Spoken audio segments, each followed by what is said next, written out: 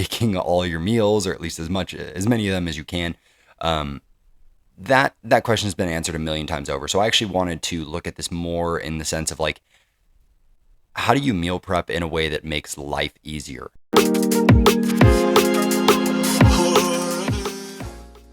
And the main thing that I've personally found in myself and with clients is that you need to find the meal that is consistently the most challenging one for you. Whether that is breakfast, lunch, or dinner, or, a snack if you are someone who likes to get snacks. Basically, you need to find out what that most challenging meal is for yourself and make sure that at bare minimum, that is the one that you have got meal prepped, right?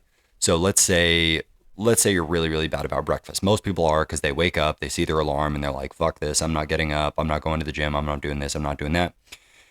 So then they usually end up not eating, which is a very, very common one. Or another thing that they end up doing is they end up eating like some random bullshit. They end up getting something from like a fast food place or something like that.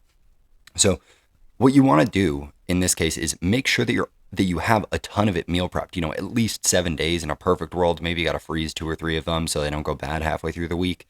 But just make sure that you always at least have breakfast meal prepped. Breakfast is especially a good one because most people the way that you set your day up is the way that you're going to end up finishing your day. So if you fuck off your breakfast, you're probably going to do the same with lunch and dinner and probably do a bunch of other stupid crap throughout the week. But that's something that I've found to be insanely effective, is just make sure that you've got your worst meal, your hardest meal to actually do. Make sure that you've got that meal prepped, right? Hey guys, if you got some value out of that question, please share it to someone else who needs to hear it.